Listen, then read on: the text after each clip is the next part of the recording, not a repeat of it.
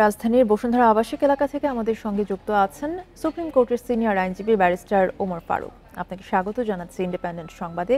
এবং প্রথমেই যেটা জানতে চাইবো যে জুলাই গণ অভ্যুত্থানের পর শেখ হাসিনা সহ মানবতা বিরোধী অপরাধে অভিযুক্তদের বিচার প্রক্রিয়াটা কি স্বাভাবিক গতিতে চলছে কিনা, কি মনে করছেন? জি, ধন্যবাদ আপনাকে এবং যারা শুনছেন দেখছেন। বহু আকাঙ্ক্ষিত বহুল কাঙ্ক্ষিত বিচার এইটি। কারণ বাংলাদেশের ইতিহাসে জঘন্যতম ঘটনা ঘটেছে মাস জুড়ে। সাধারণ মানুষ, শিশু থেকে শুরু করে বৃদ্ধ, 1400 কি 1500 ওরা নিহত হয়েছে, এবং নিহত হয়েছে তপ্ত বুলেটের আঘাতে। আর পঙ্গুত্বের তোর হিসাব নেই। আপনি যে প্রশ্নটা করলেন যে বিচার প্রক্রিয়া কি ঠিকমতো চলছে কিনা, বিচার প্রক্রিয়ার সাথে আমি সরাসরি সম্পৃক্ততা যেহেতু আমার নেই, সেই কারণে আমি একদমই এটার চুলছেড়া বিশ্লেষণ করে চলছে কি চলছে না বলা যাবে না। আমি আপনাদের মতো, আপনাদের সংবাদ মাধ্যমে যে না, আমার প্রশ্নটা ছিল যে প্রক্রিয়াটা স্বাভাবিক গতিতে চলছে কিনা আপনার কাছে কি মনে হয়? আমি মনে করি প্রক্রিয়াটা স্বাভাবিক গতিতে চলছে এবং অনেকটা দ্রুতই চলছে। আমাদের দেশে একটি মার্ডার কেস বা একটি ক্রিমিনাল কেস নিষ্পত্তি হতে অনেক সময় লাগে। আমাদের দেশে একটি দীর্ঘ প্রক্রিয়া, বাট এই ট্রাইব্যুনাল মোটামুটি আমি মনে করি যে আমার অভিজ্ঞতা থেকে যে ভালোই করতেছে, ভালোই চলতেছে। আর পাশাপাশি সবচেয়ে বড় কনসার্ন যেটি আমি মনে করি যে আগে যুদ্ধাপরাধী ট্রাইব্যুনাল যেটি ছিল, সেখানে মানুষের এরকমই একটি ধারণা ছিল যে ওখানে যারা বিচার করবেন বিচারক তারা একটা দলের হতে হবে, যারা প্রসিকিউশন একটা দলের হতে হবে, এবং জোর জবরদস্তি করে অনেক এভিডেন্স যেগুলো মাল্টিপল হয়ে আসছে সেগুলো এখানে আমলে নিয়ে বিচার কার্য করেছে, অনেকের ফাঁসি দিয়েছে, এবং তাদের ভিতর অনেকে আবার এখন খালাসও পাচ্ছে।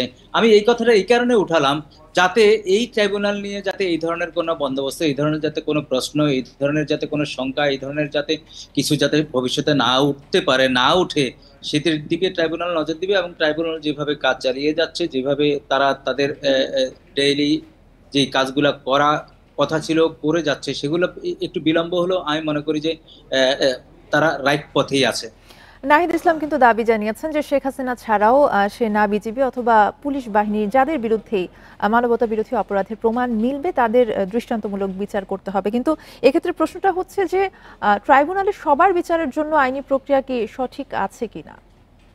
দেখেন, নাহিদ ইসলাম রাইটলি বলেছে, আমাদের দেশে বড়দের বিচার হয় না, আমাদের দেশে ওই বিগ শটদের বিচার হয় না, আমাদের দেশে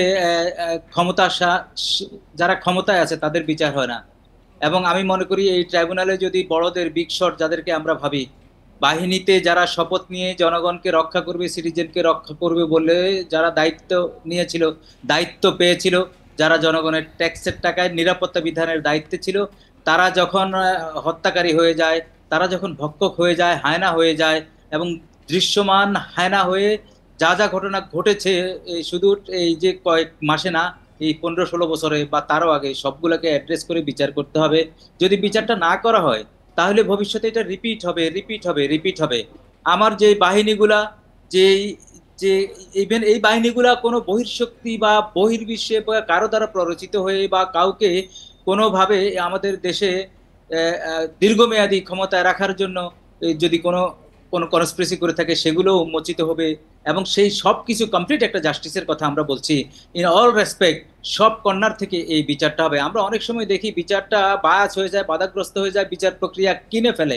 অন্তত যাতে আরেকটা বিষয় আপনার কাছে একটু সংক্ষিপ্ত করে জানতে চাইবো যে আগামী দিনে কোনো দল, কোনো ব্যক্তি বা গোষ্ঠী যাতে ফ্যাসিবাদী আচরণ করতে না পারে, সেক্ষেত্রে আসলে কি ব্যবস্থা নেওয়া উচিত বলে মনে করেন?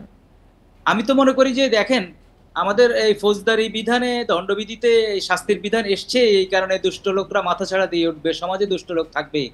এই দুষ্ট খারাপ বাজে লোকদেরকে শাস্তির আওতায় এনে এক্সাম্পলারি শাস্তি না দিলে বাকিরা সতর্ক হয় না। আমাদের দেশে দীর্ঘদিন ধরে আমাদের এই রুল অফ ল এই ঘাটতি চলেই আসছে। যাদের টাকা পয়সা আছে তারা সব ক্রয় করে ফেলে, তাদের শাস্তি হয় না, যার কারণে আমরা দুর্নীতিতে চ্যাম্পিয়ন হই, যার কারণে খুনাখুনিতে আমরা চ্যাম্পিয়ন হই, যার কারণে ফ্যাসিস্ট বারবার জন্ম নেয়।